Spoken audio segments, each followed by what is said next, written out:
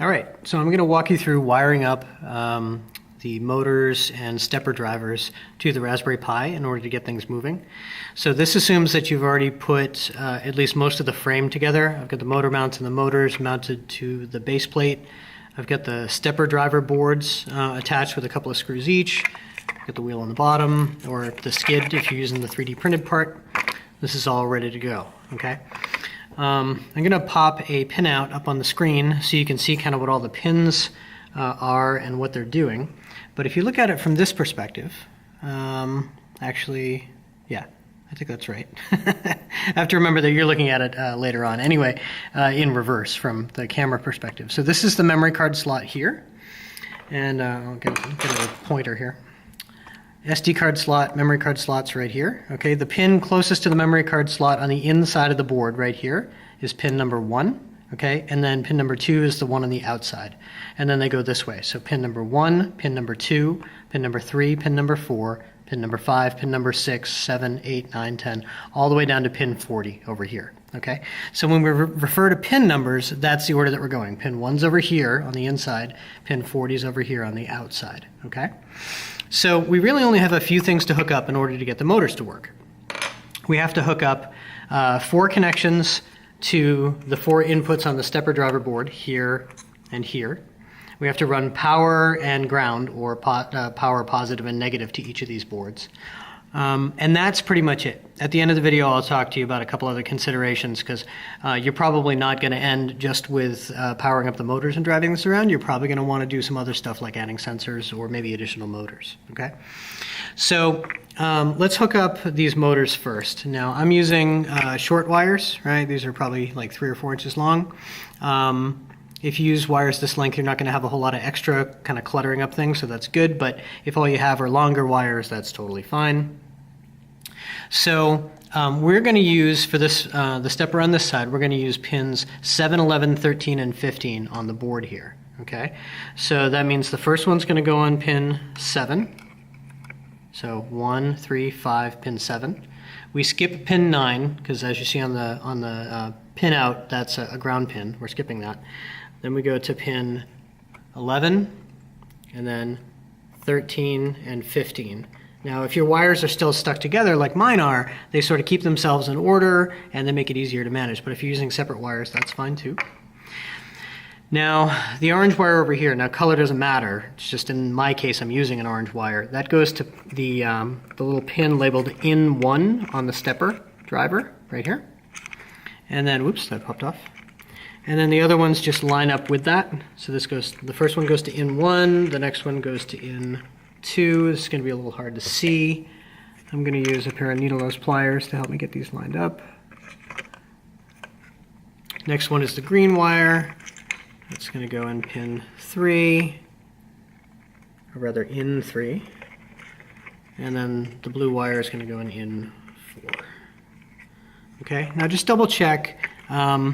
You're not likely to do damage to the Raspberry Pi by wiring this wrong, but some things that can happen are if you hook up like a really sensitive sensor to the wrong power pin, or you ground out, like you ground the 5-volt pin to the ground, that could create a short that might over time damage the board.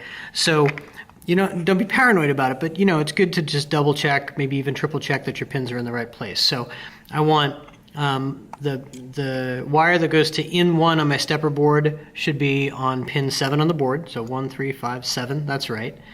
In 2 on the stepper driver board should be pin 11, that's right. In 3 should be pin 13, that's right. And then in 4 should be pin 14. So those are correct. Now I'll do the wires for the other motor while I'm here. These are going to be pins 31, 33, 35, and 37. So those are all in a row. So if you've got another set of 4 wires that are together, these will plug in right next to each other. If they're separate wires, again, that's fine. It's just a little bit different. So I'm actually going to do them in reverse because I'm a little cramped over here. So what I mean by that is I'm going to plug in pin 37 first, and then 35, and then 33, and finally 31. And then these are going to line up with pins in 1. Actually, I'm going to do these in reverse also because I'm a little cramped over here. The order doesn't matter as long as they go to the right pins. I mean, the order you plug them in doesn't matter as long as you go to the right pins. So we just get these on here and then I'll recap it quickly. So the wire from pin 31 goes to in 1 on the stepper driver board for the right-hand motor, assuming you're looking in the direction that the robot goes. Pin 33 goes to in 2, pin 35 goes to pin 3, pin in 3, and then pin 37 on the Raspberry Pi goes to in 4 on the stepper motor. Okay, so we've got all of the control pins. These are the ones that the Raspberry Pi uses to signal the stepper and tell it how to move. Those are all plugged in.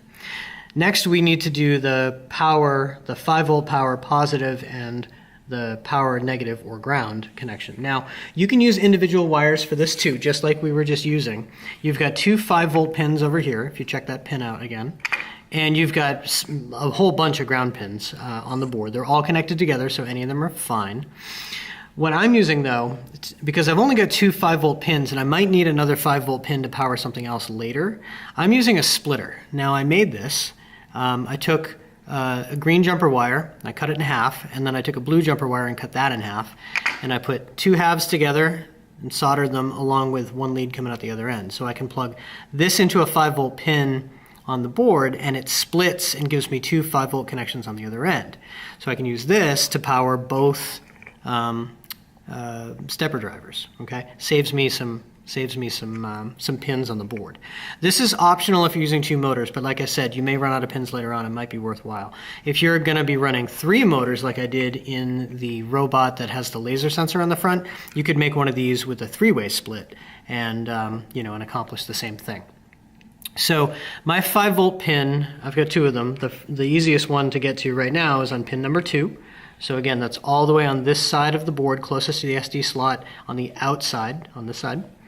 And now these will go to the positive power connections on the stepper boards. So you look carefully, you'll see down on this side, it says 5 through 12 volts, minus and plus. So this wire is going to plus. Same thing on this board over here. Go at the where it says 5 through 12 volts, minus and plus, plug this into the plus pin. Okay, I've got another splitter here. I use this one for ground. Let's see, there's a convenient ground pin on pin 9. That's the one we skipped before when we were plugging in these wires over here. So pin 9, 1, 3, 5, 7, 9. It's between 2 wires that are already plugged in. I'm going to pop that one in there and then take these 2 wires and plug one into the negative power connection on each of the stepper boards. So that's down where it says 5 through 12 volts, minus and plus. This time it's going onto the minus pin. Okay, and then same thing on the other side.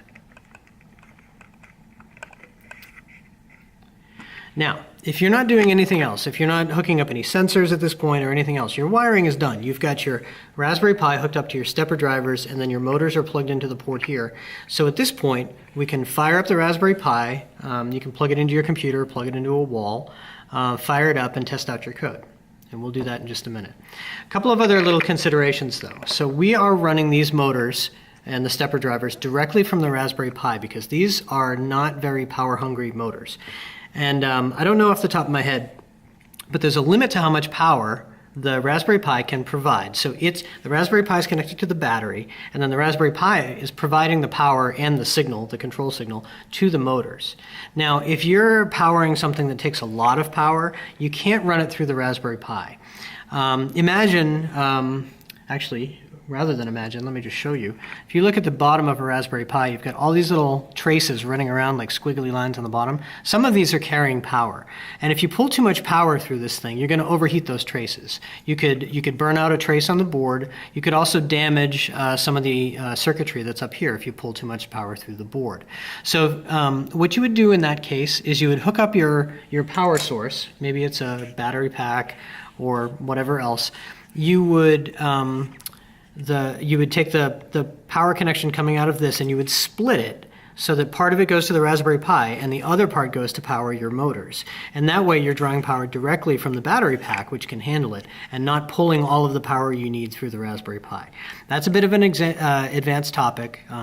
We can talk about that more if you want to. If you get into a situation where you want to use a more powerful motor or a whole bunch of sensors, we'll talk through how to handle that. So now that we got this all wired up, let's fire it up and see if it works. Okay, so here we are. We've got Cloud9 loaded up.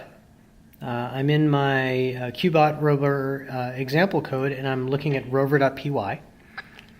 And just as kind of an aside here, you see kind of near the top, lines 12 and 13, those are actually setting up the stepper motors. And if you look, the pins that are set up for the right and left wheel stepper motors match the pins that we plug the motors into, which makes sense. But if you, for some reason, wanted to use different pins, as long as you're using pins that are designated as GPIO in that, which stands for General Purpose I/O, GPIO in the pinout, Raspberry Pi pinout that we were looking at a few minutes ago, you just need to update the numbers here and make sure you get them in the right order, and things should work fine. So the code as it's set up is going to do a loop where it's going to move and then turn. So if I hit run, it'll take a moment for the code to initialize, and then it should start moving.